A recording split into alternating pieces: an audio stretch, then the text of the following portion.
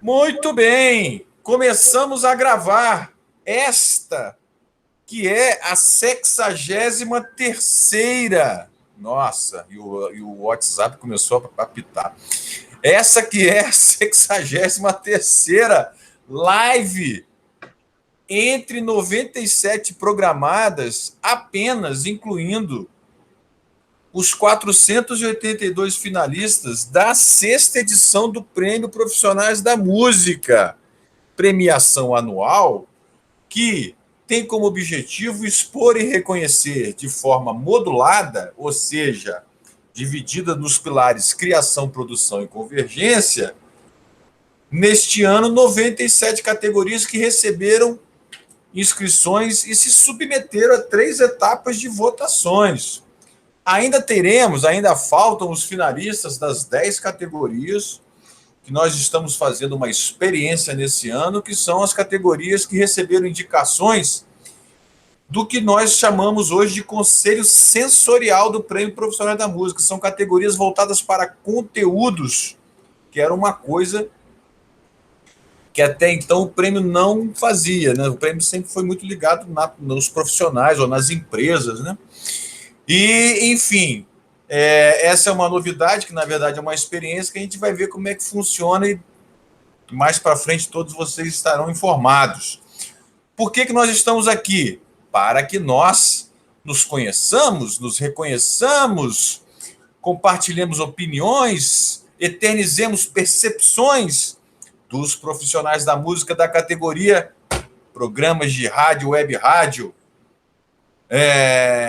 Hoje são 19 de maio de 2021 e são 17 horas e 3 minutos. Normalmente dura 1 hora, às vezes passa um pouco, mas pelo amor de Deus, segunda-feira foram 2 horas e 18 minutos e eu vou te falar um negócio.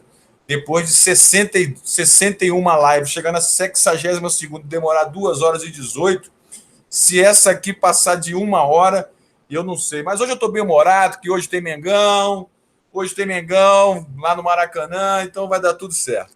Vamos lá. Vamos se conhecer, quem ainda não se conhece? Começando pela nossa querida Sara. Sara Mascarenhas, Hora do Sabá. Seja bem-vinda mais uma vez como finalista no Prêmio Profissionais da Música. Sara, quem é a Sara em 140 caracteres? O que se propõe a Hora do Sabá em 70 caracteres? E brincadeiras à parte, fica à vontade aí para falar o que você quiser, querida. Seja bem-vindo.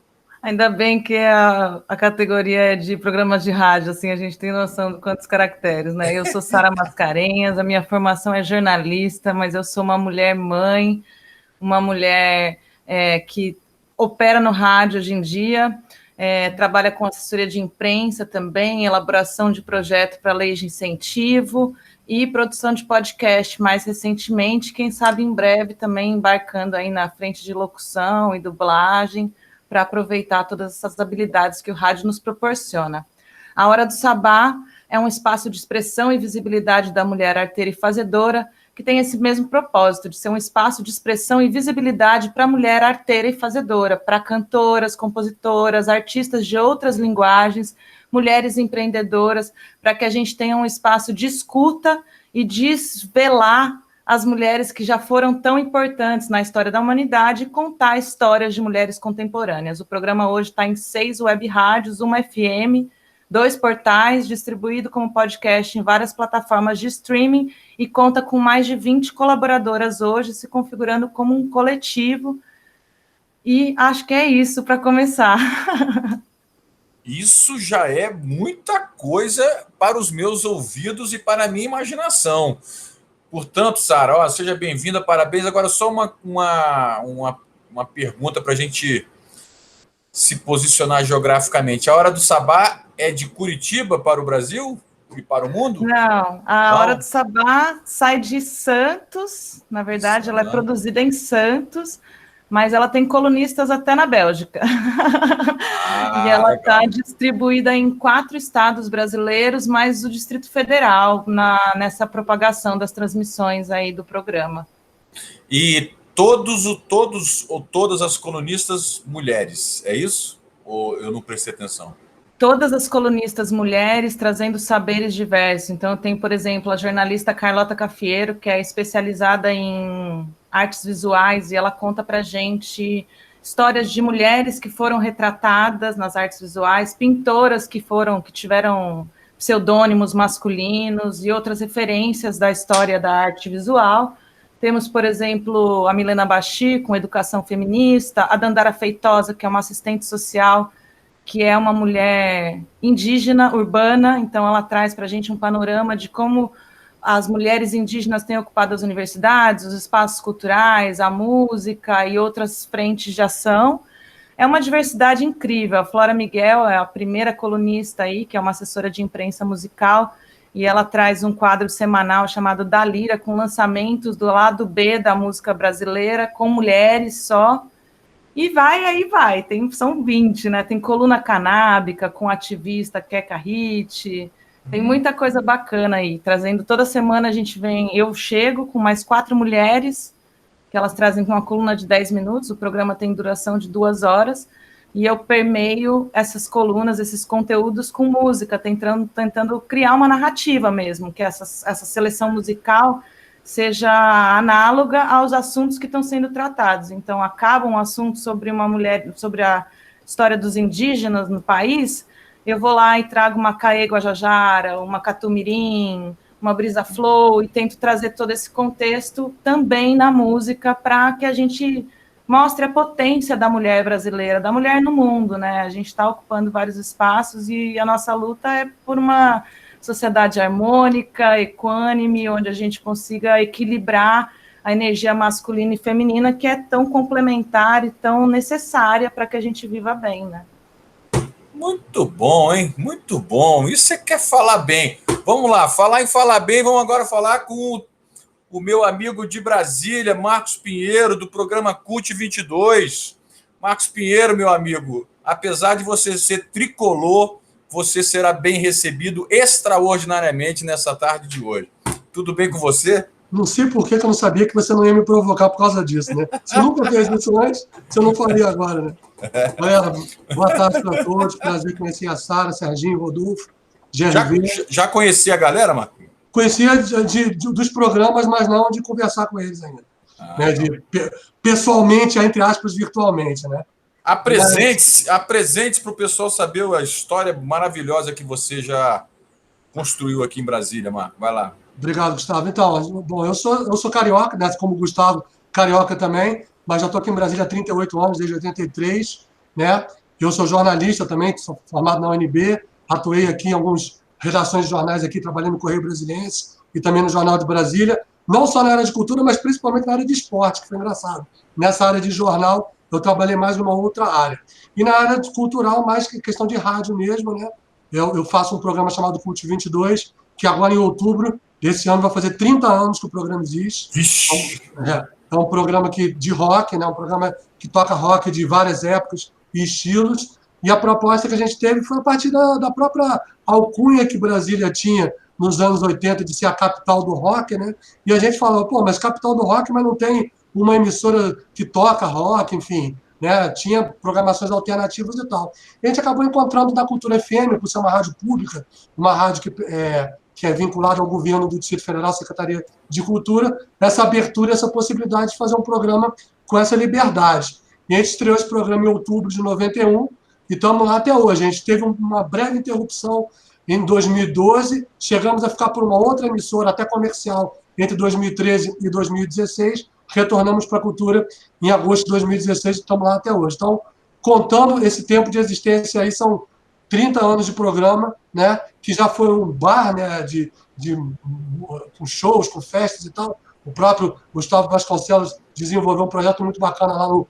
CUT 22 Rock Bar, que foi o Festival Caça-Bandas, que a gente fez semanalmente às quartas-feiras, e que revelou várias bandas, inclusive bandas que estão até famosas na cena musical, como o Scalene, por exemplo. É verdade.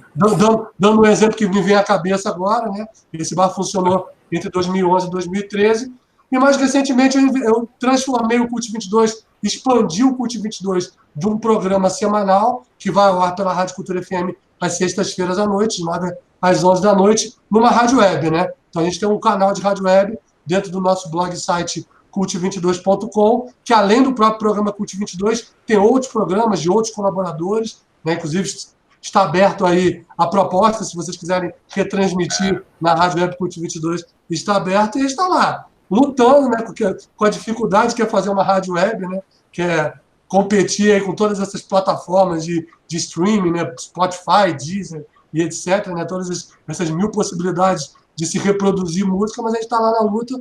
E a rádio, oficialmente, ela tem 2 anos e pouco. A gente chegou a ter uma outra experiência entre 2013 e 2014, que até 15, paramos e voltamos entre 18 para 19, 19 em diante. A gente realmente implementou a rádio, tem 2 anos e pouco. Sara, Serginho e Rodolfo. Se vocês não conheciam o Marco Pinheiro, o Marco é esse jornalista apaixonado por música, pela cena, pelo desenvolvimento da cena. E eu sei que vocês três aí, quer dizer, eu não sei se o Rodolfo também, mas eu sei que o Serginho e a Sara aí estão num coletivo aí de programas de rádio, etc, etc. Possivelmente o Marcos também deve conhecer, que é as Rádios Livres. Rádios Livres. E aí, já fica aí o convite para vocês aí cooptarem o Marco aí para a rede de vocês aí, porque competência e interesse e comprometimento não falta, viu, gente? Inclusive, só para complementar, Gustavo, você falou da Rádio Livres, parceiros nossos, né? O pessoal do Deguste Cultura, a Karina e o Mário Sartorello, fazem parte do Rádios Livres, e o Deguste é um programa que passa também na Rádio Cultura FM nas sextas-feiras, no final da tarde. Então, são parceiros nossos, são muito bacanas. Eu vou aproveitar que vocês falaram do Rádio Livres, então, e convidar todo mundo para conhecer o site radialivres.radio.br. Saiu segunda-feira a Radialista 10, que é uma playlist que a gente faz aí com curadoria dos 25 radialistas do Rádio Livres, que estão aí distribuídos em 9 estados brasileiros, mais o DF. E além do Mário Sartorello e da Karina Cardoso de Brasília, a gente tem a presença também da Paola Antoni, que é da Rádio Eixo. Eu sou colaboradora da Rádio Eixo também. Maravilhosa também, uma baita parceira.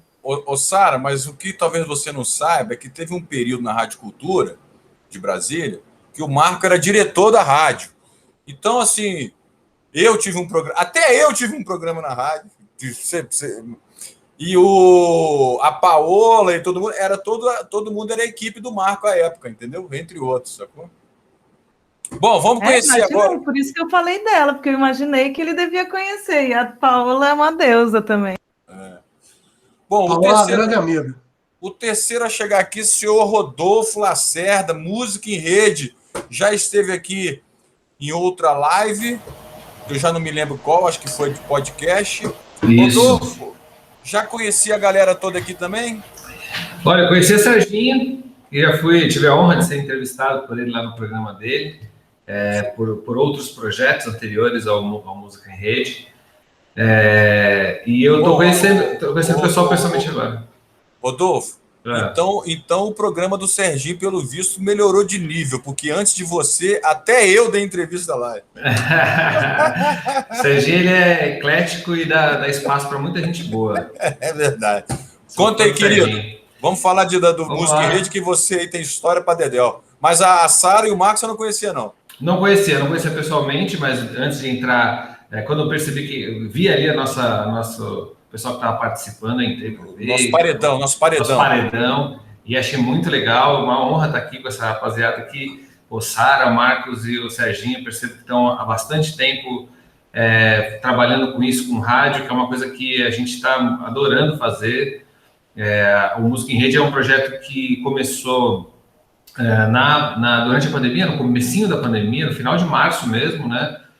Dando uma passada geral, o Música em Rede ele é um projeto que nasceu primeiramente nas redes sociais. A nossa intenção foi trazer o pessoal do mercado para conversar, o pessoal do mercado da música, não os artistas inicialmente, realmente falando com produtores, empresários, curadores de festivais, então o pessoal mesmo da cadeia produtiva do mercado da música, principalmente naquele momento que a gente estava super sem saber o que ia acontecer. Até hoje a gente ainda não sabe muito bem tudo, né? mas aquele momento foi um momento muito complicado, muito complexo, e foi muito importante trazer essas conversas. Ele meio que evoluiu de um outro projeto que eu tinha presencialmente em São Paulo, né? Eu era sócio de uma casa de shows em São Paulo, chama Estúdio Bexiga, e eu fazia lá, junto com o Rico Manzano, que hoje é meu sócio no Música em Rede, mas a gente era sócio desse projeto específico, que era o Estúdio Talks, onde a gente trazia o pessoal do mercado da música para conversar lá, de quarta-feira à noite e tal, e depois a gente emendava uma residência de algum artista da música e tudo mais, então era bem legal. Quando começou a pandemia, a gente falou, cara, vamos trazer essas conversas e tudo mais. E essas conversas foram evoluindo, a gente fez, hoje já soma mais de 150 horas aí de material, conversando com todo mundo, assim, muita gente, todo mundo não, falta você, falta o Gustavo vir ali, a gente conversar, você até me chamou a atenção também, mas a gente vai fazer essa conversa, inclusive a gente está armando aí uma de podcast, um podcast para a gente conversar sobre isso. Enfim, a gente fez bastante, então a gente começou dessa forma, então começou a produzir bastante conteúdo, conversar com muita gente, entender como que estava aí, como estava acontecendo para todo mundo, trazendo insights, trazendo possibilidades, angústias também, né, cara? Todo mundo está realmente passando. E o Música em Rede ele foi evoluindo para podcast, né, logo no comecinho. E aí a gente deu uma entrevista para o Colibri, da Rádio Brasil Atual, e ele, depois que acabou a entrevista, ele convidou a gente para ter um programa lá. Então a gente iniciou o programa do Música em Rede lá na Rádio Brasil Atual, acho que em julho, agosto, mais ou menos. Hoje a gente tem quase 50 edições, então a gente até é bebê perto aqui da galera que, tá aí com o Marcos desde 91. Caramba, cara, entendi muito do negócio, cara. Você é doido. Sou uma criança aqui perto de vocês. Serginho, que também muitas edições. A Sara quer até entrar mais para ver um pouco mais ali do trabalho, me parece ser muito legal. E aí a rádio, ela veio com esse aspecto, né, da gente trazer as conversas que a gente estava tendo nas redes sociais, editar partes importantes, tanto do podcast, partes do podcast, quanto das entrevistas nas redes, e trazer para a rádio. E aí a gente trouxe música também para esse programa, a gente traz música para esse programa, só que é 100% focado em lançamento. Então a gente nunca repetiu uma música, e é sempre o lançamento de tipo uma semana, 15 dias no máximo, que saiu, e esse é o nosso foco, porque a gente acredita muito na força do lançamento, né? O lançamento ele é um momento muito importante para o artista, então a gente entendeu que era um conceito muito interessante poder falar do mercado da música, trazer essas conversas para a rádio e intercalar com lançamentos. Então, a gente faz mais ou menos uns 8 para o programa, a gente tem aí mais de 300 lançamentos que a gente colocou aí na rádio nesse tempo. Então, o Música em Rede na rádio, é esse o propósito, trazer essa conversa de mercado da música para o FM e focar nessa parte importante de lançamento. E a gente coloca lançamentos de artistas que às vezes têm pouquíssimos seguidores ou pouquíssimos ouvintes mensais, até Gal Costa e tudo mais. Então a gente não se pauta pelo tamanho de público que o artista tem, e sim pela curadoria que a gente faz, que a gente acha interessante, artista que está realmente trabalhando, buscando espaço e fazendo o trabalho direitinho, que a gente entende que é um bom trabalho no nosso olhar. Bem variado, música brasileira, e a gente coloca na programação. Então esse é o programa da rádio do Música em Rede, que é uma forma de trazer para o FM todo esse conceito aí que a gente trabalha dentro das outras plataformas aí que o Música em Rede ocupa. Muito bom, hein? Muito bom. O bom do prêmio, na minha humilde percepção, é essa mixagem, para usar um verbo aqui de vocês, de gerações, de localidades, de estéticas, de conceitos, independente se o Marco tem 30 anos de programa, o Rodolfo tem menos de 1 ano, e a Sara tem lá o seu foco super definido. Eu acho que o bacana, mas eu não estou falando nenhuma novidade, mas para mim, o prazer de fazer o prêmio é justamente de forma muito espontânea chegar nessa seleção natural, entendeu? Com pessoas que têm tantos conteúdos maneiros aí, que estão aí aos olhos de muitos perifericamente e aos nossos olhos ocupando um papel super importante aqui para o nosso universo.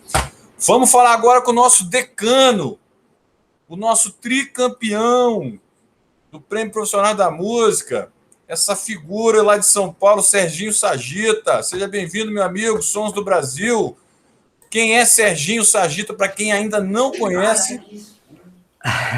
E eu quero saber como é que anda, assim, lidar com tamanha popularidade a partir desse tricampeonato do Prêmio Profissional da Música, porque o que seria dos Sons do Brasil sem esse tricampeonato no Prêmio Profissional da Música? Gustavo, figuraça. Antes de mais nada, oficialmente agora, uma boa tarde, Gustavo, Marcos, Sara, parceira de Radialivres, Rodolfo, parceiro dos Sons do Brasil. E, Gustavo, o Rodolfo teve antes de você lá no Sons do Brasil, viu, cara? Hã? Rodolfo foi no Sons do Brasil antes de você. Ah, foi antes? Foi antes. Eu acho que eu fui 2 vezes. Eu fui como produtor né, de uma banda e depois fui pelo meu trabalho. Como profissional, né? É verdade. E o Sons do Brasil é isso, cara. Eu acho que juntando tudo isso que Marcos, Sara e Rodolfo falou, a gente joga tudo isso dentro da panela Sons do Brasil, cara.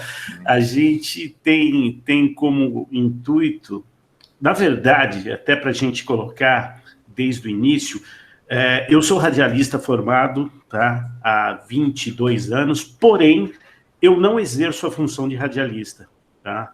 A não ser o projeto Sons Brasil, como projeto meu pessoal, como a grande maioria do pessoal aqui, apresentou para a Rádio USP, eles abraçaram e a gente está há 6 anos no ar. Mas eu sou, na verdade, produtor técnico e artístico, trabalho há quase 30 anos nessa área, fazendo shows, né? Até a pandemia começar, eu era o diretor de palco de uma grande casa de shows aqui de São Paulo. Mas qual a casa mesmo, Serginho? É áudio. Ah, áudio, É áudio. E com essa parada toda, seguraram 2 meses ali, mas realmente não tem como segurar uma baita equipe que eles tinham lá sem a coisa estar acontecendo. E o Sons do Brasil, na verdade, o programa tem 6 anos e o projeto começou há 11 anos, como shows. Eu fazia shows focado na cena independente. Independente hoje todo mundo na verdade, naquela época era um pouco mais diferenciado essa coisa do independente ou não, né? Mas exatamente o foco era esses artistas que o Rodolfo falou, que não tem, de repente, tanto espaço para ser visualizado, e tenho certeza que a Sara e o Marcos também trabalham muito esse foco. E quando eu cheguei até a USP, foi o quê? No intuito de buscar alguém para ajudar a gente a divulgar o projeto, os shows que a gente fazia, acontecia e tal.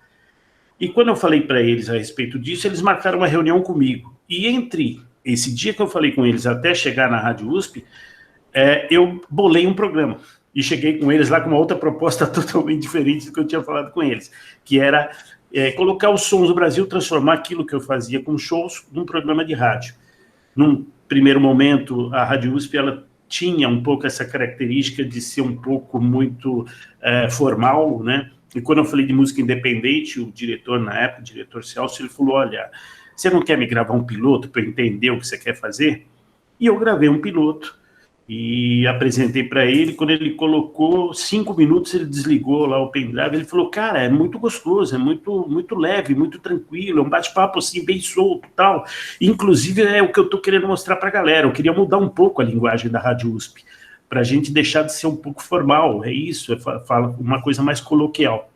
E foi a partir daí que a gente iniciou com Sons Brasil, em abril de 2015, e a gente foi fazendo, cara. A ideia era trazer os artistas, e aí eu puxei um pouco para o meu lado produtor, porque todos os focos e todos os holofotes geralmente estão virados em cima do artista, e eu acho que o Rodolfo ele fez muito isso no Música em Rede também, que é você trazer aquela galera que está off palco, off stage, está lá atrás, no backstage, ou fazendo acontecer.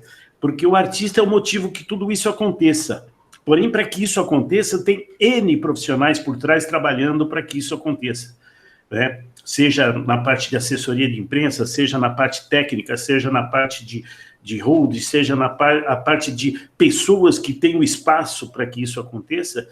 Então, na hora veio essa ideia da gente trazer o artista, e todo programa eu tenho um artista convidado e tenho um profissional que atua em qualquer área que seja ligada a esse segmento, falando disso. e vão-se 317, 318 programas com 318 artistas diferentes e 318 profissionais diferentes, né? Até eu trouxe uma vez, assim, rapidamente, um técnico de luz. Ele é técnico de luz, um técnico de iluminação. No final do programa ele falou, Serginho, eu não sei, mas acho que é a primeira vez que alguém deu espaço para alguém da luz falar num programa de rádio, falar do nosso trabalho. Porque a gente está tão lá, o pessoal fala, nossa, que show, você viu aquela hora que ficou tudo vermelho, nossa, que clima e tal, mas pouca gente sabe que tem um profissional lá que está pensando nisso, junto com o show, né, para criar aquele clima visual dentro do negócio. Serginho, eu conheço uma premiação que tem o mesmo objetivo que o seu. É mesmo? É. Tipo, começa com P, tem um P no meio e termina com M. Então, e para nós, então, na verdade, Gustavo, para a gente encerrar aqui, a ideia era essa, era simplesmente a gente abrir as portas, os olhos e os ouvidos do pessoal para isso que acontecia do lado de cá, com os artistas que não tinham esse espaço, e para o profissional, principalmente, que também não tinha esse espaço de mostrar e de falar da importância daquele trabalho dentro da cena toda. E durante esse período nós somos agraciados com 3 PPMs, 2017, 2018, 2019. Né, chega, né? Chega, agora chega, né? Agora... e ganhamos nesse período também um APCA, que é o prêmio. Aí sim, né? Esse realmente, para nós, não que o PPM seja menos ou mais, não é isso, é que o APCA, para mim, foi uma surpresa muito grande, porque nós ganhamos como melhor produção musical de São Paulo, do Rádio de São Paulo, onde isso que vocês estão vendo aqui, é o meu notebook, o meu microfone que está aqui, é a minha estrutura com mais o meu trabalho. Nós ganhamos como melhor produção musical em relação às grandes rádios de São Paulo, que tem equipes, que tem verba, que tem equipamento, e sei lá, e que estão lá para isso. E, inclusive, no momento, até junto com uma grande rádio aí de música brasileira, quando eu estava na áudio, muito rapidamente também falando isso, eu estava fazendo um show para essa rádio. E aí um rapaz trabalhava com a gente, eu estava conversando com a pessoa da rádio, ele passou brincando, um menino lá, tipo um assistente nosso, garotão novo, passou e falou assim, olha, toma cuidado que ele é seu inimigo, hein, seu inimigo. A menina olhou para mim e falou assim, inimigo por quê? Eu peguei e falei assim, não, é porque eu tenho um programa na Rádio USP, vocês são da rádio tal, né? E ele tá brincando. Aí ele voltou e falou, aí é tudo metido, todo cheio de prêmio, todo cheio de prêmio. Ela falou, cheio de prêmio, como assim? Eu falei, não, é que eu tenho 3 PPMs e tenho um APCA, como melhor produção musical do rádio. Ela falou, como assim APCA, melhor produção do rádio? Produção musical. Eu falei, não sei, foi premiado e tal. Mas que tanto você toca no seu programa que você ganhou isso? Ela falou assim, meio de uma forma indignada e curiosa. Eu falei, puxa... Aí você falou assim, pô, eu toco música. Não, eu falei, o que eu vou explicar para ela, cara? Fiquei olhando assim, eu falei, aí me veio um insight, eu falei, eu toco tudo aquilo que você não toca na sua rádio. Falar em toco tudo aquilo que você não toca na sua rádio, não sei se vocês já viram o documentário lá da Fluminense FM, da Maldito, já viram, não viram? E o que eu mais, o pedaço assim que mais me encanta, entre todos que me encantaram, é o seguinte, bom, a gente tocava lá tudo que as gravadoras diziam que era para tocar, né? A música principal do disco era a que a gente não tocava, a gente tocava as outras. Muito bom. Parabéns. Mas, resumindo, Gustavo, é isso aí, o Sons do Brasil é isso, 6 anos, e tem o seguinte, só fazendo uma correção, é Serginho Sagita, mas quem me chama de Sagita também chega da mesma forma, né, Sara? Tudo bem. Olha só, então vamos começar o nosso debate aqui, nosso rico papo. Cara, você falou um negócio aí, Serginho, que eu queria falar uma intervenção para jogar aqui a nossa conversa, porque eu acho o rádio uma coisa tão importante na minha vida que eu costumo deixar, inclusive, agora já não sei se eu deixo, mas eu costumava sempre deixar como a última categoria, do último troféu do Prêmio Profissional da Música, a categoria de rádio. Eu não sei se eu já parei com isso, mas até outro dia, até outro momento era.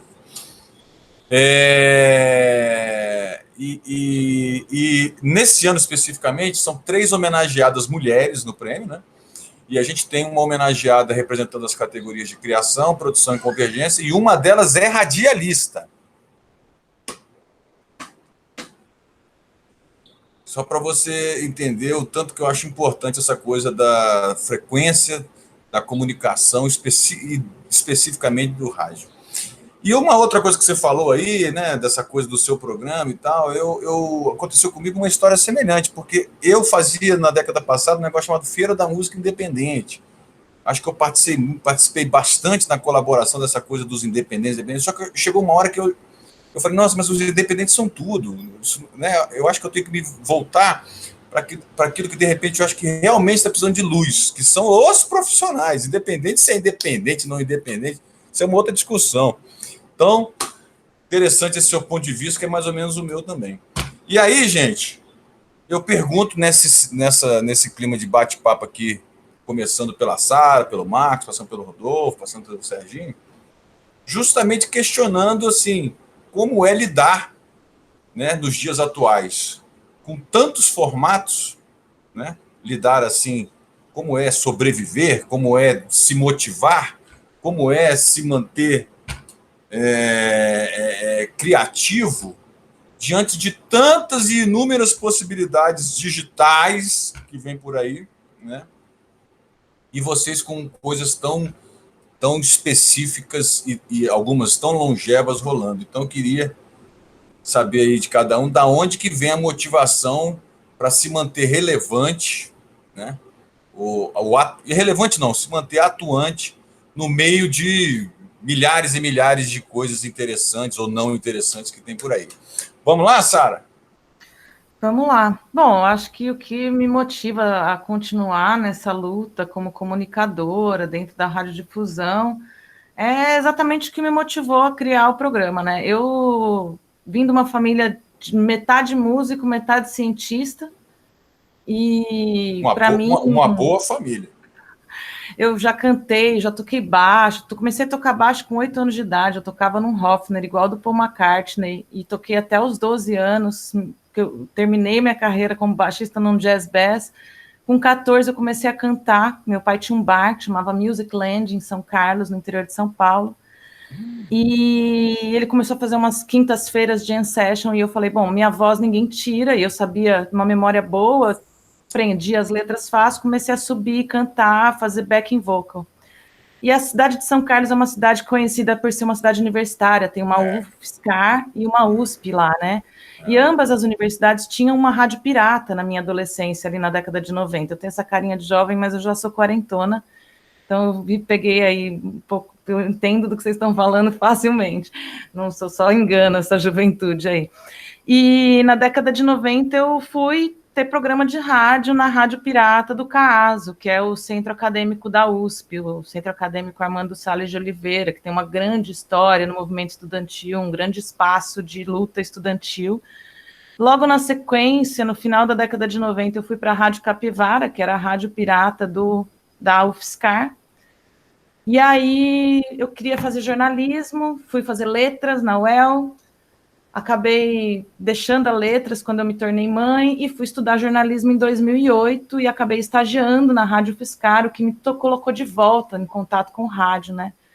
E aí eu não quis mais sair do rádio porque eu percebi que o rádio me trazia a mesma energia do palco. Então, terminar um show e terminar um programa, para mim é a mesma sensação, assim, aquele êxtase do contato com o público, da resposta, de você criar uma atmosfera, criar uma energia e passar isso para as pessoas. Eu sinto que o rádio também é um palco, né? E meu sonho é fazer um espetáculo de rádio ao vivo no palco, assim. Eu gostaria muito de executar isso um dia, assim, é um grande sonho. E quando eu me mudei para Santos em 2017, eu me dei conta da força feminina da minha família, né? A minha avó vai completar 90 anos esse ano, e ela acabou de ganhar um prêmio da Sociedade Brasileira de Química por reconhecimento aos seus trabalhos, e ela é uma mulher incrível, Ivone Primeirano Mascarenhas, conhecida como a Senhora dos Cristais, que ela é pioneira no estudo da cristalografia, um estudo super bonito com as proteínas e com a estrutura das proteínas. E aqui em Santos a mulherada é muito forte, muito ativa, tanto na militância política quanto nos movimentos sociais. tanto quanto na arte. Pagu viveu em Santos, né? Pagu foi presa em Santos. Pagu construiu toda a história do teatro dela aqui em Santos. Então, eu procurei o Stefan Skyaf, que é o diretor da radiosilva.org, querendo fazer um boletim cultural, porque aqui a diversidade cultural também é muito forte nas 9 cidades da Baixada Santista, e ele me ofereceu 1 hora ao vivo. Quando tudo isso caiu a mim, eu achei, assim, a oportunidade de celebrar e contemplar toda a minha história. Uma história de uma mulher que vem de uma família de mulheres que lutaram. Minha mãe era cantora, cantou com Sérgio Dias, ela tinha um cabelo de Annie Lennox, assim, apavorava, com uma lente lilás, tocava The Who, tocava Eurythmics, Pretenders, era bem rock, assim, cresci nesse ambiente. Então eu quis trazer a Hora do Sabá exatamente para contemplar esse espaço da força feminina na minha vida, né? E o quanto que as mulheres estavam lá em 2017, 2018, conquistando esses espaços mesmo, né? Acho que o impeachment da Dilma foi um grande marco, a vitória dela, o impeachment dela, a Benedita da Silva, a Jandira, tem várias mulheres aí que têm feito a história na cultura do país, né? Fortalecido esses espaços, e achei por bem criar esse espaço de expressão e visibilidade para me unir a tantas mulheres e contar essas histórias, né? Acho que a gente precisa falar mesmo. Quem inventou a internet foi uma mulher, né? A Val Becker foi a primeira mulher a criar uma web rádio no Brasil na unha, né? E tá aí 14 anos com a Rádio Graviola, super premiada. Então, acho que temos histórias, a Mara Regia, que 40 anos trazendo aí o Viva Maria, um baita programa, referência na radiodifusão, falando de feminismo, a ocupação das mulheres negras, das mulheres indígenas, o movimento LGBT, enfim. Acho que a mulher tem um papel muito fundamental na evolução dessa revolução social que a gente busca, né? Acho que é do colo das mulheres que a gente vai conseguir abarcar mais pessoas e criar uma união mais consolidada, mais consistente mesmo, porque faz parte do nosso fazer, né? A nossa luta, ela não é só empunhar um arco, uma flecha e sair na batalha. A nossa luta, ela também é da escuta, do acolhimento, do olhar no olho, né? Quando você vai aprender a falar com uma criança, abaixa e olha no olho da criança. Então, esse lugar é o que a gente traz na Hora do Sabá, e é por isso que a gente traz tanta diversidade, e é isso que me motiva a continuar fazendo a Hora do Sabá, né? Eu acho que o momento mais desafiador para a gente foi 2020, onde dentro da Rádio Silva a gente era o único programa que ia ao vivo no ar, né? Ao vivo o ano inteiro, todos os programas pararam, e como a gente estava experimentando a mobilidade da web rádio, a gente tinha como continuar fazendo. Então, foi um ano levando uma rádio nas costas, né, para manter uma programação, e isso foi uma responsabilidade que aí um grupo de mulheres assumiu e fez bonito, e eu estou muito satisfeita com os resultados que o programa tem trazido, não só para a minha vida, mas para todas as mulheres que estão em contato com essa produção, e também o que eu tenho ouvido de feedback, tanto do ouvinte quanto das artistas, né? A gente tem cada vez mais sido procurada por mulheres para divulgarem os trabalhos, então a gente trabalha com muito lançamento também, lado B, lado A, lado C, lado D, porque o objetivo é esse, um espaço de expressão e visibilidade da pluralidade das arteiras, né? E brincando com todos esses nomes, né? Então, acho que é isso. Muito bem. Marcos Pinheiro, passados 29 anos, o que ainda lhe motiva depois de passar, vamos usar aqui uma palavra radiofônica, por tantas frequências? Essa é a pergunta. Ou então tantas ondas. O negócio de falar de onda já leva para a primeira onda, segunda onda. E aqui no Brasil já estamos na terceira onda. A gente vai para todos os tsunami. Essa é a pergunta de $1 milhão, né, cara? O que me faz ainda continuar fazendo isso depois de quase 30 anos? Mas, cara, é engraçado, assim, a gente fica falando, né, pensando no tanto de possibilidade tecnológica que a gente tem hoje. Quando a gente começou com o programa em 1991, eu me sinto, às vezes, até meio que um homem das cavernas, né? Esculpindo pedra, assim, né? Escavando as pedras, assim, para conseguir obter informação e tal, que hoje a gente tem acesso tão fácil, né? E até a própria divulgação do programa que a gente fazia naquela época, que era uma coisa tão simplória, que era tipo assim, uma chamada na programação da Rádio Cultura FM. Era isso, a divulgação do programa. Não tinha rede social para divulgar, né? E foi assim, pelo menos praticamente os 10 primeiros anos do programa praticamente foram isso, entendeu? E aí, depois disso, você teve que se virar em várias coisas, que ao mesmo tempo é muito bacana, mas ao mesmo tempo você tem que estar se reinventando, estar se recriando, como a gente está se reinventando nesses 14 meses de pandemia, como a Clara falou aí, por exemplo, a gente está tendo uma dificuldade em relação à própria Rádio Cultura, porque, por exemplo, pela Rádio Web do CUT, eu posso fazer os programas ao vivo porque eu faço de casa. Mas a Rádio Cultura ela está trabalhando de forma remota, né, por conta da pandemia. Então, eu estou tendo que gravar os programas. O CUT 22, que é um programa que tem, historicamente, é um programa ao vivo, recebia a galera nos estúdios sexta-feira à noite e tal, estou fazendo de casa. Então, uma das formas que eu fiz para me reinventar e poder ter a participação das bandas, que sempre recebeu e tocou no programa, foi fazer isso que a gente está fazendo hoje, entrevista por videoconferência. Fazia pelo Zoom, etc. E fizemos várias ao longo do ano passado, fizemos mais um pouquinho no início desse ano, mas já é uma outra complicação, né? Porque você fazer um ao vivo, você tem uma pauta, mas você bate um papo, desenvolve e tal. Você fazer uma gravação por videoconferência, você tem, além de juntar, que normalmente também juntava vários, em vez de juntar só uma banda, aproveitava o espaço para entrevistar, às vezes, 2, 3 artistas, inclusive até o GRV participou no ano passado, quando você estava lançando o Raridade, no ano passado, que a gente fez uma entrevista com Fama, com a banda 69, com o Tonton Macuti, né? E a gente fez um bate-papo desse. Mas o trabalho de você fazer isso, ainda fazer mais um trabalho de edição e tudo mais, para colocar o áudio, etc. Enfim, foi feito, a gente está fazendo, mas é muito mais complicado, né? A gente percebe que fazer ao vivo, gravado, é mais complicado do que fazer ao vivo, né? Embora ao vivo tenha a instantaneidade em que você pode errar e tudo mais, mas a gente se acostumou tanto em fazer isso, que de repente fazer gravado perde um pouco daquela espontaneidade que o ao vivo tem, né? A instantaneidade que o ao vivo tem. Mas, enfim, é o que dá para fazer e a gente continua fazendo. Mas em relação a como você falou... Por isso que eu perguntei a motivação, porque eu sei exatamente a trabalheira triplicada que é fazer nesse formato digital, né?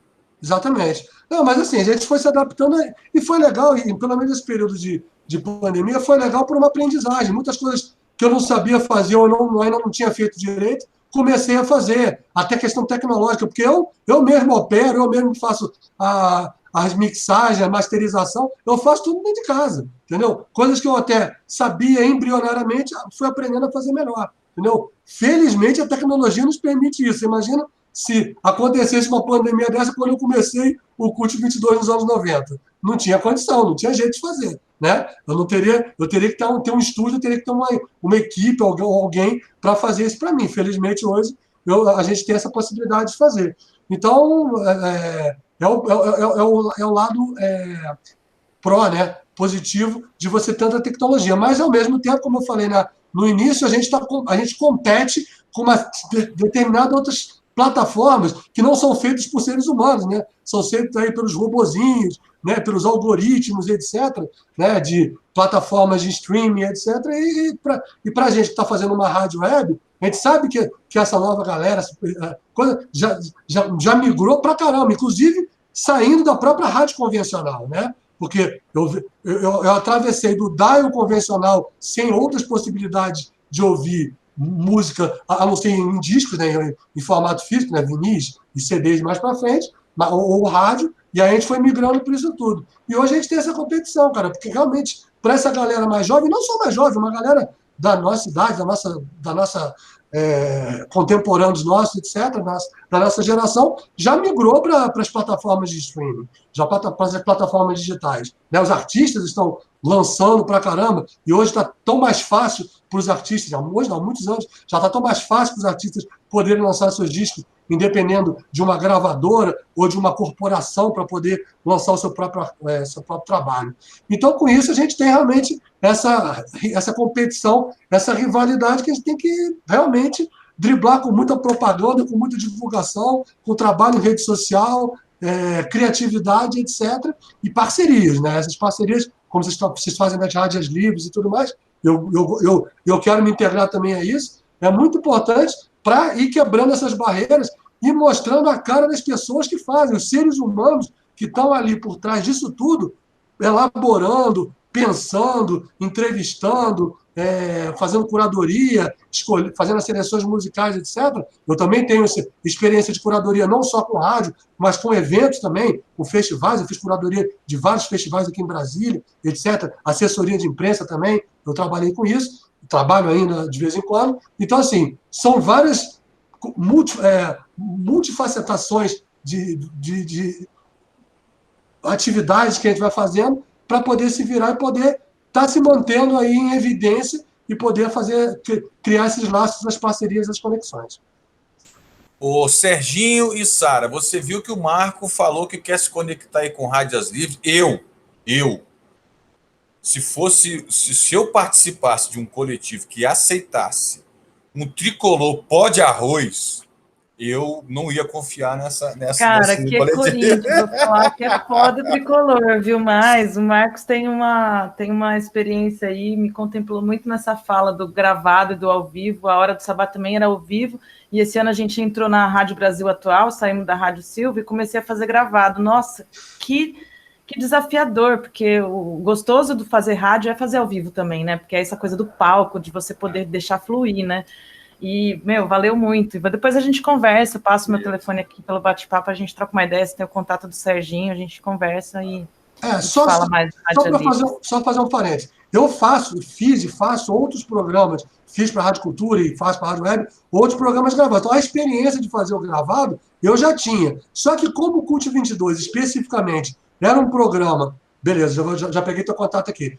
É um programa que eu já tinha essa expertise, já tinha toda essa fluência de fazer ao vivo, né? O modus operandi do programa tinha essa coisa do ao vivo, porque ele tem promoção, a gente faz sorteio, a gente faz interatividade com a audiência para a galera poder participar das promoções, tem a participação dos artistas, das coisas todas. Com isso, a partir do momento que você faz gravado, você tem que se reinventar. É mais em relação a isso. Para mim, fazer gravado, pela minha experiência, não é o maior problema. É específico em relação ao CUT. Mas isso já estou há 14 meses fazendo. Então, eu já não sei nem se eu consigo fazer ao vivo mais. Né? Rodolfo, você que é multiformatos, você acaba fazendo uma autoconcorrência, porque você está lá com podcast Música em Rede e também está com programa. Como é que lidar com essas duas realidades que, na verdade, têm como finalidade, que tem a mesma finalidade, né? Essa é a sua motivação? Eu acho que são coisas complementares mesmo. Acho que ainda a rádio ela tem uma força muito grande. Podcast vem crescendo bastante, inclusive vem surgindo formatos de podcast filmado no YouTube. Tem uma galera que está crescendo muito com isso. É um novo boom de podcast, não só nos streamings, mas no YouTube.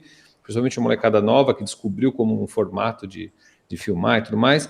Então, eu acho que tem espaço para tudo.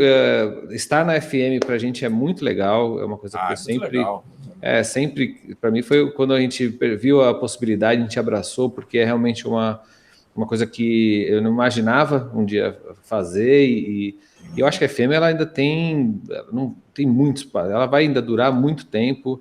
Chega em lugares, não FM, AM, enfim, a rádio em si, de frequências, né, as frequências ampliadas e moduladas, eu acho que elas têm ainda muito, chega em lugares que muitas vezes o podcast talvez não chegue agora. Ela tem uma forma diferente de consumo, e eu acho isso bem interessante. O comportamento de consumo de uma rádio ela é muito diferente do comportamento de consumo de um podcast, de um streaming, por exemplo, porque uma é mais ativo, outra é mais passivo, podemos dizer. Em que sentido? Né? Acho que a rádio ela tem ela pode chegar nas pessoas pela oportunidade da transmissão. Quando você liga o rádio, ela simplesmente vem para você. É muito diferente de você buscar ou ser impactado pelo algoritmo da plataforma que te oferece aquele formato. Você fala, deixa eu ver se é legal. Você tem mais um step, sabe? A rádio você ligou ou você mexeu no dial, você já acessa na hora. Então, acho que o comportamento de consumo de rádio ele é diferente, ele é instantâneo, ele tem um alcance ainda muito grande. Acredito que vai demorar muitas décadas aí para o rádio perder relevância, e principalmente eu acho que se em algum momento as duas plataformas se aproximarem, eu acho que isso vai acontecer, assim como a televisão, está acontecendo isso com a televisão, né? A televisão, hoje em dia, você assiste... Na mesma televisão, você está vendo YouTube, você passa para a TV a cabo, aí você vai para digital, e aí você vai para o Netflix, e etc. Então, no mesmo aparelho, está tudo no próprio controle, né? E como a gente tem um consumo de rádio, eu acredito, não tenho essa pesquisa, mas percebo que a rádio tem um consumo muito forte por conta do automóvel também. Então, enquanto existir automóveis e trânsitos, acho que a gente ainda vai ter muito FM acontecendo, a não ser que os carros realmente saiam. Os carros, eles já saem conectados Bluetooth com o celular, então não é uma novidade você conectar um podcast, um streaming no seu rádio. Mas acho que a hora que eu penso numa relação assim, eu penso que a televisão, a virada mesmo dessa história da internet na televisão foi quando o controle remoto veio com o botão do YouTube e com o botão do Netflix. Para mim, esse foi o grande diferencial. Porque você não precisa ir buscar o aplicativo, instalar, saber qual é. A partir do momento que o controle remoto vem com o botão, acabou. Então, a hora que o rádio vier com o botão do Spotify, aí o carro, né, o rádio do carro, vier com o botão do Spotify, pode ser que aí comece uma disputa ainda mais forte e a coisa comece a complicar um pouco para a FM. Mas eu acredito que mesmo assim, você tem muita gente que consome rádio no rádio mesmo, no radinho de mão, os interiores do Brasil tem uma tradição muito forte, e eu quero muito que o programa do Música em Rede possa atingir muito mais pessoas, estar presente em outras rádios.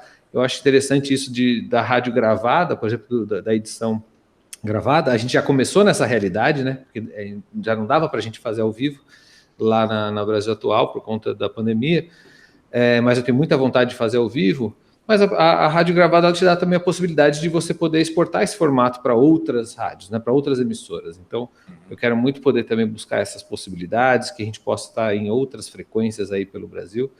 E é isso, eu não acho que concorre de jeito nenhum nesse momento, pelo contrário. Inclusive, nos podcasts, no streaming, começam agora a liberar você ter música dentro do podcast. Está começando a ter uma coisa agora aí de direito autoral, que as plataformas de streaming estão começando a flexibilizar.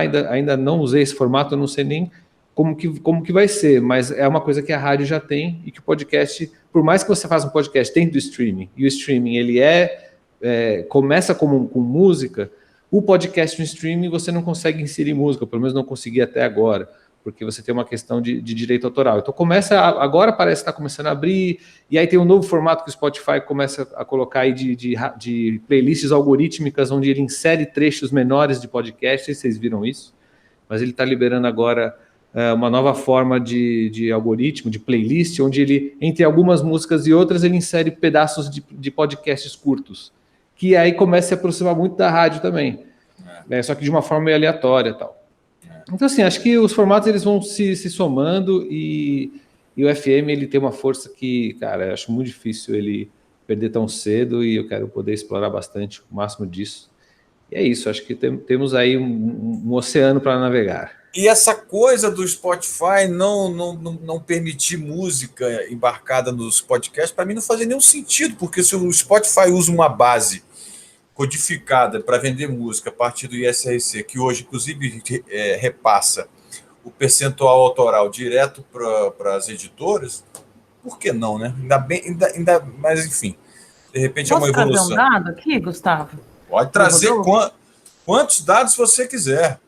Rodolfo, no Brasil, mais de 89% da população ainda consome rádio. Exato. É que a gente vive na bolha sudestina. Total. E a gente acha que todo mundo ouve Spotify e Deezer, né? Só que você vai para a região norte, né? O uso do rádio é para além do carro, é dentro do barco, né? É comunicação mesmo, né?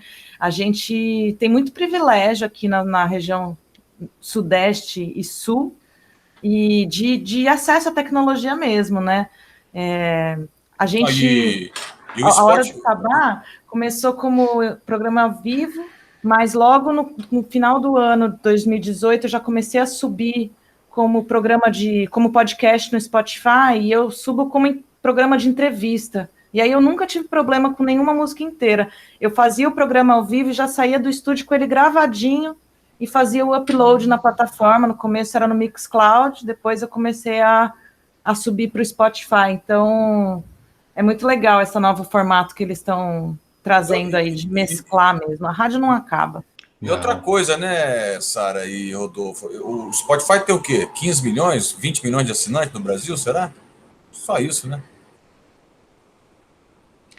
O Spotify, ele tem, o podcast ele está em vários lugares, não só no Spotify, né? Ele está em vários tocadores e vários streaming. Eu acho que o YouTube talvez seja o streaming mais popular, claro, sabe? E tem muito conteúdo de podcast que também vai para o YouTube. A gente também solta lá para o YouTube também. Legal. Mas mesmo assim não chega nem perto da rádio. A Sara tem toda a razão. Lógico. Então, majoritariamente consome esse tipo de conteúdo pelas ondas. Então a gente vai ter ainda muita coisa ainda para Serginho, opa, Marcos Pinheiro levantou o dedo. Só fazer um parênteses. Apenas para deixar claro que em nenhum momento eu coloquei em minha defesa, em nenhum momento eu coloquei que a rádio está em extinção, jamais. A rádio, é isso que a Sara falou e o Rodolfo também. Além da rádio ter esse poder de atingir várias coisas e que vai além do carro, como a Sara falou, tá as pessoas, a grande parte da população brasileira, nosso país tem uma dimensão continental, a maior parte da população não tem acesso às tecnologias que nós estamos falando. Eu estou falando apenas de um modo geral, que por conta dessas outras tecnologias, a rádio, às vezes, tem perdido um pouco o espaço, principalmente para uma galera mais jovem e que tem acesso a mais à tecnologia. É só isso, mas a rádio, com certeza, tem um lugar de destaque e está na memória afetiva não só minha, como de nós todos e de grande parte da população brasileira. Serginho, o que você tem a acrescentar do ponto de vista do programa Sons do Brasil / Rádio USP, disso aqui que a gente conclui com você agora? Vai lá. Por incrível que pareça, nos dias de hoje, eu sou uma pessoa que não sou assinante de uma plataforma de streaming, por incrível que pareça. Eu sou um ouvinte de rádio. Eu gosto de ouvir rádio. Eu sou um ouvinte de rádio, mas eu sou um assinante de plataforma, porque também, né? O seu trabalho exige isso também. Mas é por opção mesmo. E não digo que eu ache ruim ou bom, é opção minha, eu gosto de ouvir rádio, cara. E qual a diferença que eu acho do rádio com relação às plataformas de streaming de hoje em dia? O Rodolfo, ele frisou um negócio legal. Quer dizer, o rádio, você ligou, você já está dentro, já está ouvindo, tá, entendeu? Então, a forma de você atingir pessoas que não são do seu hall de contatos das redes sociais é muito maior. Mas, principalmente, o seguinte, quem ouve os streamings, Spotify, Deezer, etc. e tal, eles ouvem a música, ouve essa, ouve aquela tal. Agora, quem é esse cara que está cantando? Não, está escrito aqui, é Zé das Couve. Mas quem é o Zé das Couve? O rádio, ele faz isso para você, ele te apresenta quem é o Zé das Couves. E, inclusive, ele fala, junto com o Zé das Couve, quem tocou baixo foi isso, quem tocou tal. Aquela questão da ficha técnica que a gente fala, né? Quando eu entrei para o Rádio Livres, porque quando eu entrei, o Rádio Livres já estava caminhando, acho que um mês e pouco, eu fui convidado para entrar, até eu usei uma frase lá que virou jargão dentro do Rádio Livres, porque eu me achava sempre, nesse momento todo, eu me achava um estranho no ninho. Pô, eu sou um cara que sou do rádio, cara, eu gosto de ouvir rádio, eu ouço rádio o dia inteiro, eu estou no computador, eu estou ligado aqui, cara, eu não estou ouvindo o stream, eu estou ouvindo rádio. Seja web rádio, ou seja outro, mas estou ouvindo rádio. E quando entrei lá, que no final da primeira reunião que eu tive com eles, no final, a hora da despedida, que a gente faz um check-out lá, eu falei, gente, encontrei a minha turma. Essa é a minha turma. Você entendeu? Porque eu vi que eu não era um estranho no ninho tão louco assim e tal. Tem gente que Só um parênteses aqui, ô Serginho. Pois não. Você sabe que o Sartorello lá e a Karina, eles são os apresentadores do prêmio, né? Sim. Inclusive, na minha apresentação, quando eu estava apresentando sobre o programa Sons Brasil, que ganhei 3 ppm, tal, não sei o quê, o Sartor, eu que estava apresentando, e a Val, especificamente, em 2019, ela falou, e esse ano eu também estava apresentando. E conheci, inclusive, a Sara lá também, que a Sara também, o ano passado, 2019, esteve na final lá junto com a gente também. Eu estava lá. Eu fui no PPM 2019. Pois é. Não foi só no Rock in Rio, né? Foi no PPM. E, na verdade, cara, o que eu acho disso, do fazer rádio, eu acho que, inclusive, dentro disso, a gente está falando muito do Rádio Livres, eu acho que a grande função, a grande proposta do Rádio Livres é isso, é o fazer rádio, é o mostrar que o rádio ainda continua mais vivo do que nunca. Esses dados que a Sara passou, mesmo que nem em uma das reuniões nossa mesmo, nós estávamos falando sobre o sertãozão do Amazonas, o pessoal que está lá no sertão. O que chega para eles de informação é rádio, é a Rádio Nacional AM que chega lá para eles, inteirinha, bonita, trazendo as informações. Então, eu acredito que quando surgiu a televisão, lá em 1950 e tal, decretaram, acabou o rádio, é o fim do rádio. O rádio foi a referência para a televisão. Continuou vivo. Quando surgiu a internet, final dos anos 80, começo dos anos 90 e tal, né, olha, agora o rádio e tal. Mas o rádio ainda continua sendo a referência para eles e o rádio continua vivo. Os streamings estão aí e o rádio continua vivo. E eu não, como o Marcos colocou, o rádio ele dificilmente será extinto, porque o rádio é referência para tudo isso. Ele sempre foi referência para tudo isso. E a questão do Sons Brasil é isso, quer dizer, eu especificamente comecei dentro de uma emissora de rádio com Sons Brasil, e hoje a gente também, como a grande maioria, a gente está espalhado aí por seis emissoras, web rádios, inclusive uma no Peru. Sons Brasil passa lá em Lima, no Peru, na Bossa Nova Peru Rádio, levando a música brasileira para lá, né, a convite deles. Então, mesmo o web rádio, ela tem a linguagem radiofônica, ela tem a linguagem do rádio, né? E eu acredito que o rádio dificilmente morrerá, pode vir o que for, cara, mas o rádio é referência e base para tudo isso, sempre será. E a gente vai se virando, que nem vocês falaram aí. O Sons Brasil ele sempre foi gravado. Então, para mim, o gravado, eu senti uma certa dificuldade quando, durante a pandemia também, eu acabei fazendo algumas experiências, foram 25 edições do Papo Sons do Brasil, que era um bate-bola durante o sábado à tarde ali e tal, que isso, inclusive, isso é de primeira mão, daqui em junho, final de junho, talvez, estamos iniciando um podcast, um videocast, como o Rodolfo falou aí, que não é Sons Brasil, mas está ligado à música, em parceria com um outro rapaz que eu conheci no Sons do Brasil, entrevistando ele, que ele tem um canal no YouTube chamado Tropicalismo Selvagem. Então, nós vamos estar juntando e estamos trazendo aí um novo videocast, um novo podcast. E esse nome é sensacional, né? Tropicalismo Selvagem. É maravilhoso. É um garotão de 25 anos, 24 para 25 anos. E eu com meus 60, estou ali fazendo 60 no final desse ano, e nós vamos aproveitar muito dessa diferença, dessa distância nossa etária, que não significa distância de cabeça, mas sim etária, e isso vai ser um dos pontos fundamentais dentro desse projeto novo nosso. Então, o que aconteceu? Para mim, a pandemia, a única coisa que ela fez foi o seguinte, foi me tirar a cereja do bolo dos Sons do Brasil. Qual era a cereja do bolo? A gente recebia o artista e ele tocava ao vivo para nós. Eu tenho mais de 1000 músicas gravadas ao vivo, edição exclusiva. Eu tenho, inclusive, uma música, um exemplo que eu vou dar aqui, do Tavito, falecido, né, Vito, mestre Tavito, que já nos deixou aí em 2019. Ele gravou... Eu tenho uma música gravada com o Tavito que é totalmente inédita, ele não tem gravado em lugar nenhum.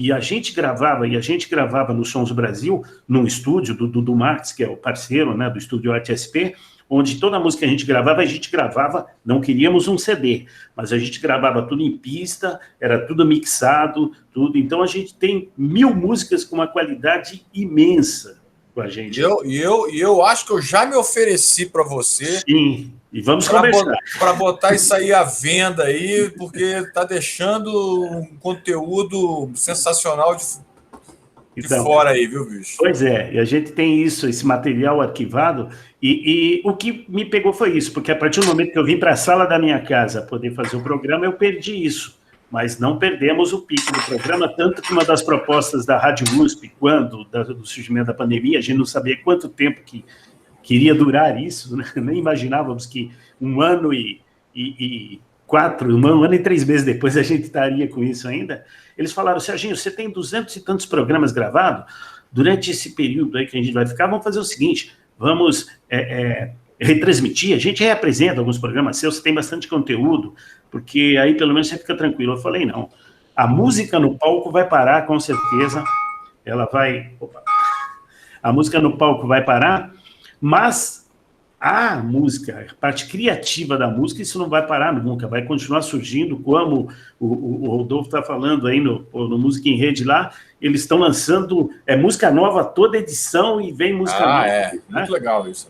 Então, a diferença foi essa. O que eu tive que fazer foi mais ou menos igual o Marcos falou, eu tive que, onde eu apresentava, eu fazia, né, a curadoria, a produção, apresentava e depois eu fazia a ediçãozinha final aqui.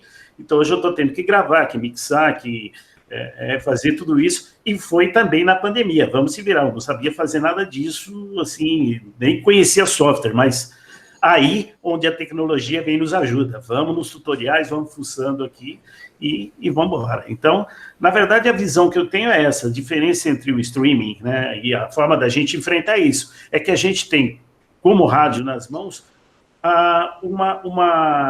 uma carta na manga que o streaming não tem, que é você poder chegar e trazer aquele artista que canta lá no streaming, mas que ninguém sabe da história, e quem é, de onde veio, como começou, qual a ideia, qual projetos futuros e tal, é a gente trazer e dar liberdade para ele pegar e contar tudo isso para a galera e se apresentar de uma forma muito completa. Muito bom. Olha só, eu tenho mais uma pergunta dividida em duas concentradas em uma, podem usar a lógica que quiserem, mas é o seguinte, eu sou de um tempo, eu acredito que vocês também, em que, cara, você chegar numa rádio era um acontecimento na sua carreira. Era quase que sagrado, né? Pô, cheguei na Rádio Cultura e minha música foi tocada no Cult 22 do Marco Pinheiro. Olha a quantidade de marquinhas, né, de nomes. Cheguei na Rádio Cultura. Então, assim, é como se você tivesse chegado num momento muito importante da sua trajetória artística. Então, minha primeira pergunta é o seguinte. Essa época acabou? Essa magia acabou? Do ponto de vista das pessoas que chegam em vocês? Ou vocês ainda... Eu imagino que vocês tratem isso dessa forma ritualística, assim, porque todos vocês têm flagrantemente uma sensibilidade à flor da pele. Mas as pessoas ainda chegam assim em vocês, putz, cara, eu preciso tocar no programa Música em Rede lá na Brasil Atual do Rodolfo, cara, porque, cara, ser citado pelo Rodolfo vai dar um up no meu negócio. Então, vocês ainda têm esse friozinho assim, putz, vocês ainda percebem essa relação como uma coisa assim calorosa? E a minha segunda pergunta é, como é que sustenta aí em tempos de pandemia, em tempos de Bolsonaro, em tempos de economia quebrada, pandemia do pico, como é que sustenta a existência das equipes de vocês? Das equipes eu não digo, mas vocês, né? Como é que vocês se sustentam? Porque isso consome tempo, consome não sei o quê, e tem que ter algum jeito de manter isso ativo, né? Então, duas perguntinhas aí para a gente girar aí. Uma sobre o calor da relação e a outra sobre a frieza da emoção, que é como que mantém. Vamos lá. Eu acho que justamente pela minha trajetória de ter sido produtora, de ter tido também bar, eu tenho muitos amigos músicos, então eu tento trazer eles para esse lugar mais humano e desconstruir essa mística do rádio, quando eu recebo os artistas, né? As mulheres têm procurado mais, e as mulheres que conheceram o programa por uma sorte do algoritmo ou do dial da FM, elas têm muito prazer e honra em estar no espaço, mas a gente sempre tenta fazer o mesmo acolhimento que a gente traz para uma entrevistada, para uma colunista que está chegando, enfim, eu acho que isso parte de tratar como ser humano mesmo, para que a gente consiga até ter um papo mais honesto, mais verdadeiro, mais fluido, orgânico, né? Espontâneo. A questão monetária, eu acho que para mim esse ano melhorou para a Hora do Sabá, porque a gente foi para a FM, então quando a gente sai da Rádio Silva, que é uma rádio, um projeto de extensão, dentro de uma universidade federal, que a gente não podia monetizar nada, a gente começa a ter a possibilidade de buscar aportes financeiros, apoio cultural. Infelizmente, o PROAC CMS no estado de São Paulo foi cortado e tinha uma linha ali de rádio maravilhosa que a gente podia captar R$250 mil por ano para produzir o programa, e aí o secretário cortou isso. Enfim, a gente está ainda criando novas formas. Eu acho que assim como o artista, ganhar dinheiro com podcast ou programa de rádio, com conteudistas, né, tem que ser criativo, tem que criar produto. Acho que o Serginho tem na mão aí, por favor, lancem no final do ano o primeiro volume aí dessa série de Sons do Brasil ao vivo, inéditos, que é um produto que tem na mão. Eu ofereço oficinas de podcast hoje em dia, eu produzo podcast, eu presto serviço com esse conhecimento que me cabe no fazer radiofônico, né? Muito bom. E tem dado muito certo. A Lei Aldir Blanc chegou e deu uma salvada. Tive alguns projetos aí aprovados onde eu estava envolvida. Foi muito bom. Desenvolvi uma série de podcasts de mulheres da Baixada Santista. Trabalhei prestação de serviço para a SESC, atendo assessorias de imprensa. Estou de olho aí nos editais e montando um portfólio para ir atrás de patrocinadores que têm interesse em associar a marca com um espaço de expressão e visibilidade da mulher. Acho que é isso, sim. Tem que ser criativo.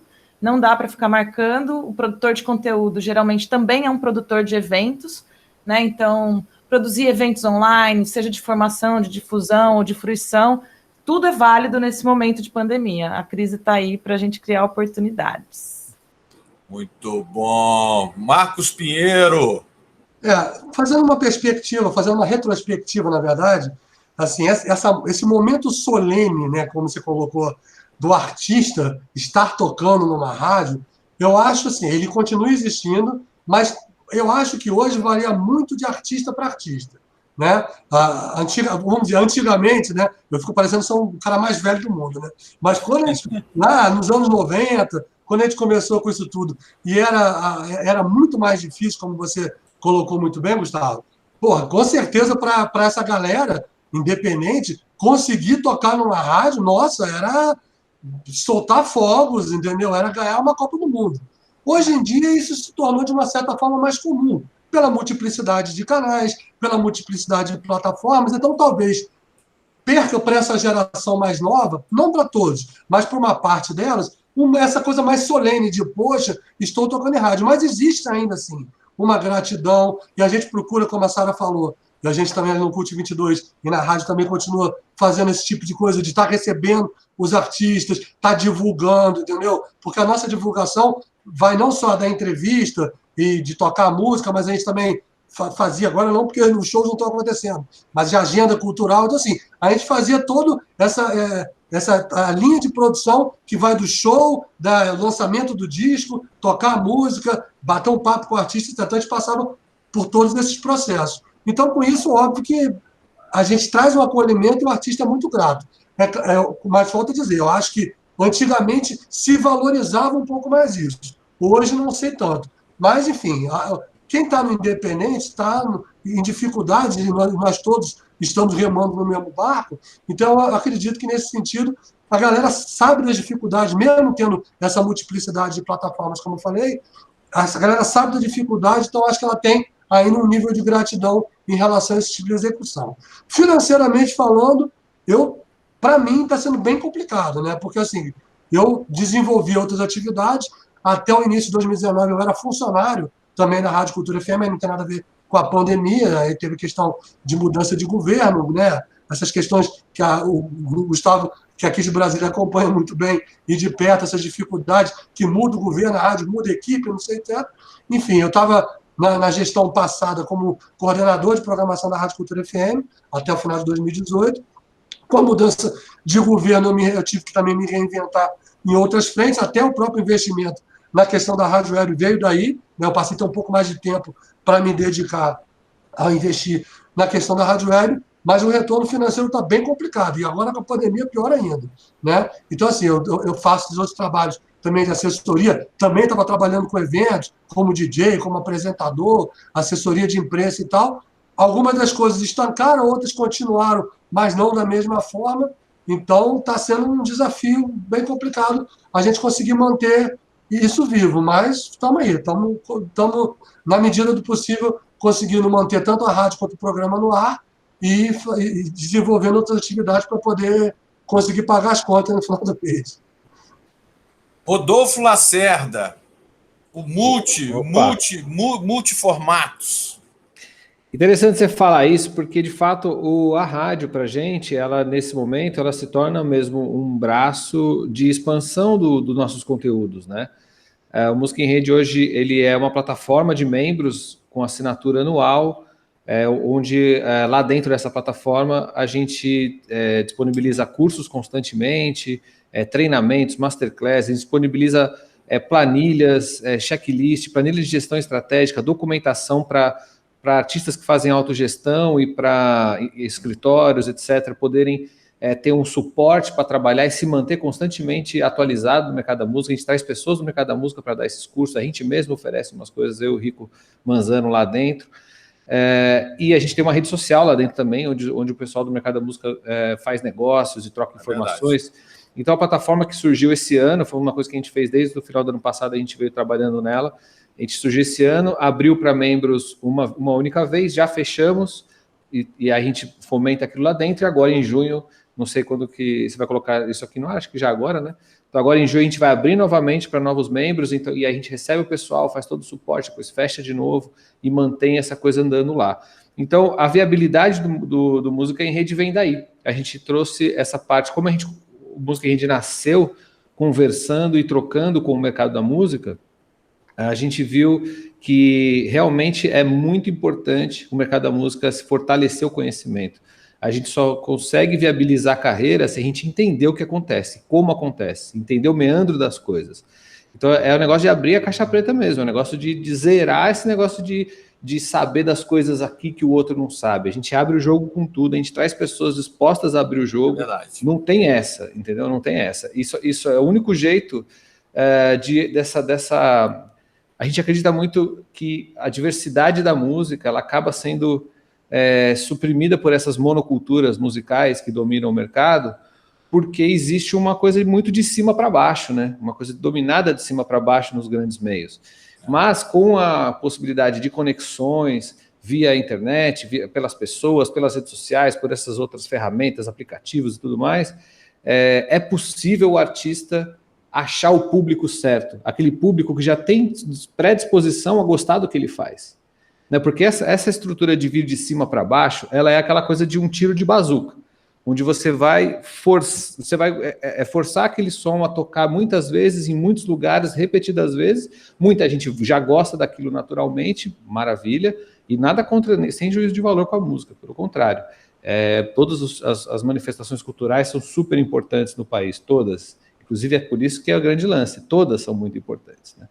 Mas essas que têm um apelo popular muito grande acabam tendo essa entrada muito de cima para baixo de grandes meios. E aí muita gente que acaba consumindo muito só daquele mercado por estar sendo bombardeado muito por ele. Mas muitas dessas pessoas, com certeza, têm uma predisposição a gostar de uma variedade muito maior de estilos, muito maior de músicas. O que elas precisam é só ser impactadas por isso.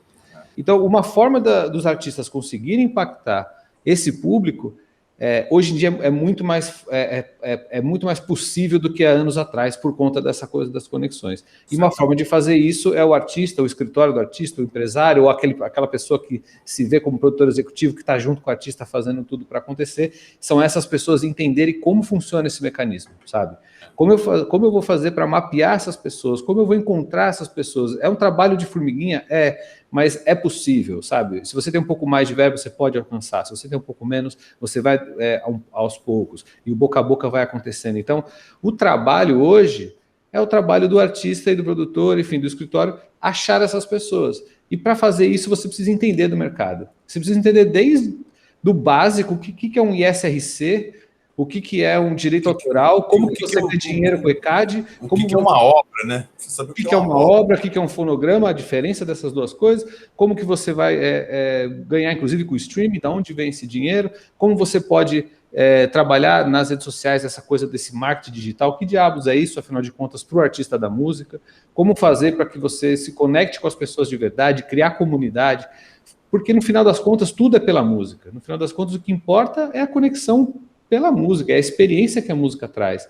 Então as pessoas só, entre muitas aspas, precisam entender esse mecanismo o máximo possível para atingir essas pessoas que têm tendência a já gostar do que você faz, e desligar essa memória de que você precisa ter caminhões de dinheiro para jogar sua música para absolutamente todo mundo e fazer todo mundo gostar. Não é esse o caminho, a gente não acredita nesse caminho, a gente acredita no caminho de realmente construir.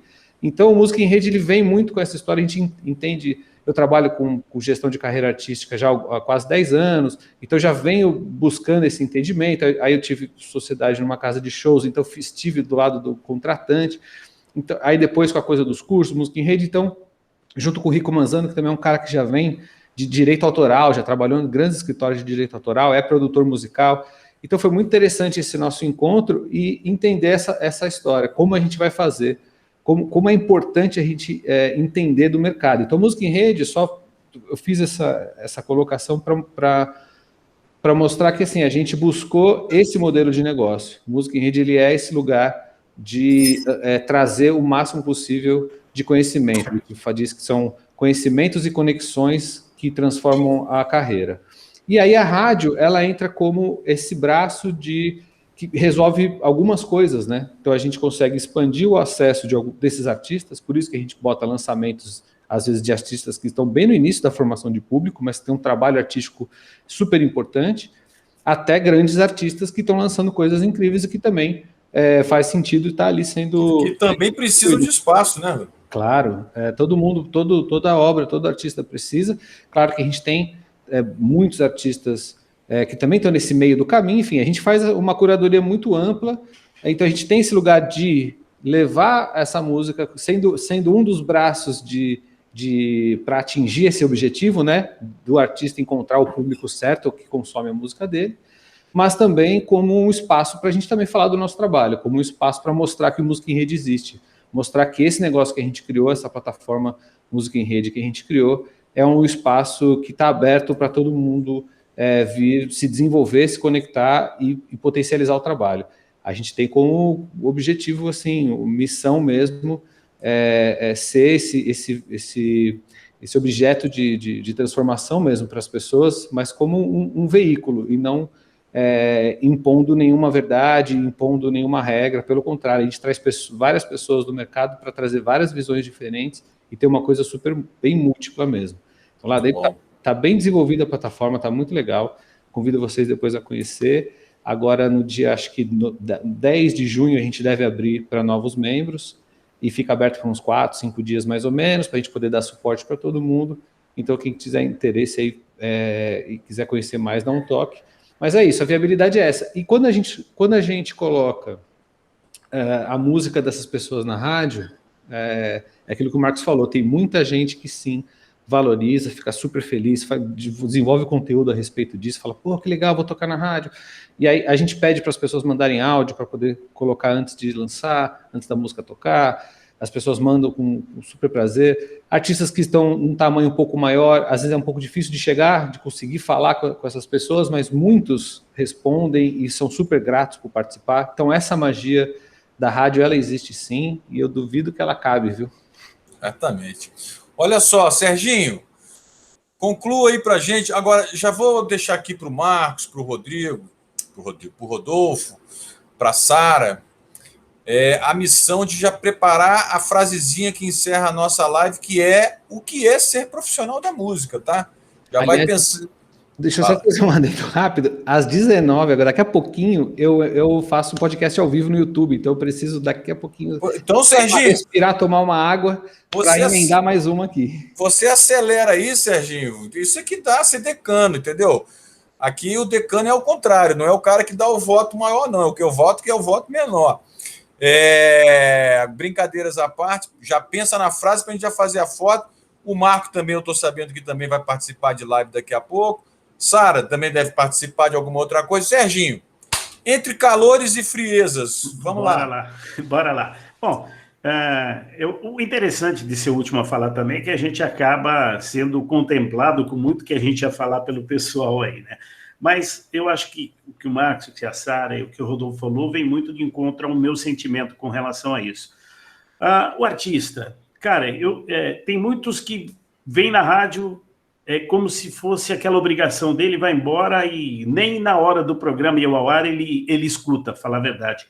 E eu já tive pessoas que vieram e no dia do programa dele, ele fazia parte do motoclube, 400 e tantas pessoas no churrasco, na hora do programa, todo mundo quieto, o rádio ligado, 1 hora, a hora que a música dele tocou, ele foi aplaudido e ele me ligou e falou, pô, você me sacaneou, cara, você fez eu chorar na frente de 400 e tantas pessoas. Então, eu acho que isso depende mais de cada pessoa do que do rádio ou não do rádio, entendeu? Mas ainda existe, sim, aquele glamour, se a gente pode chamar isso, de você estar numa emissora de rádio. Eu entrevistei até antes mesmo do The Voice+, eu entrevistei a cantora Cláudia, né? E o que ela me agradeceu de ter convidado ela para participar do programa, que ela falou, cara, fazia um puta tempo que eu não ia para uma rádio, que gostoso, tal.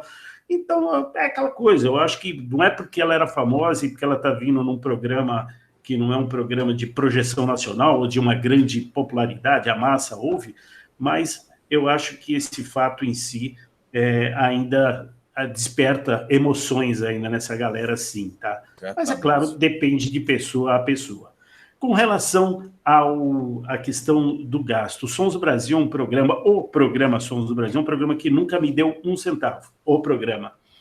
São 6 anos fazendo na unha, literalmente, a minha equipe sou eu, entendeu? E até mesmo porque eu não tenho um centavo para pagar para alguém me ajudar, então tem que me virar. Mas a Rádio USP, desde quando entrei lá, a gente vinha brigando pela questão do... Não pode ter patrocínio por ser uma rádio pública do governo e tal, mas a gente vinha brigando muito pelo apoio cultural. Libera a gente pelo apoio cultural. E 4 anos e pouco depois de eu estar no ar, a gente conseguiu que o jurídico deles, que é super rápido, né, aquele negócio, vai lá, enrola, opa, aprovaram apoio cultural. Assinamos contrato com a rádio, então a gente pode ter um apoio cultural, só que isso aconteceu praticamente 2 meses antes da pandemia, né? E era final de ano, começo de ano, então vamos esperar passar, que não é aquele momento tal, e veio a pandemia, então continuamos na mesma há quase 1 ano e meio. Mas hoje a gente tem essa agora autorização para buscar apoio cultural, para a gente poder manter. Fora isso, o que o Sons do Brasil me proporciona é aquele up que lá no início, quando eu procurei a Rádio USP, que era ajudar a gente a divulgar os shows, através do programa, eu continuava também, antes da pandemia, né, realizando shows dos Sons do Brasil. Então, eu participei de vários editais, fizemos aí em 2018, lá no Lab Mundo Pensante, que foi o pequeno espacinho, lá o Rodolfo conhece bem lá do Paulinho, né? Ele estava inaugurando o labzinho lá, e nós mandamos lá 6 meses com programação de show. Em 2019, o nosso parceiro foi a Ateliê Travessia também, fizemos vários shows, e é onde o Sons do Brasil ajuda a gente a manter. Mas nesse momento de pandemia, nem um lado nem o outro está aberto para nós. Mas estamos vivos e ativos e segurando a bronca. Vamos fazer uma foto agora, todo mundo sorrindo. Quem quiser fazer também aí um print screen com celular, pode fazer e me mandar, porque amanhã nós vamos postar, inclusive respondendo a você, Rodolfo, amanhã, 1h da tarde, essa live aqui já está lá no YouTube do Prêmio, tá? Vamos lá!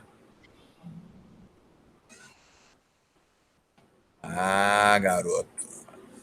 Agora eu vou fazer uma mágica aqui para eu não esquecer do que eu estou fazendo.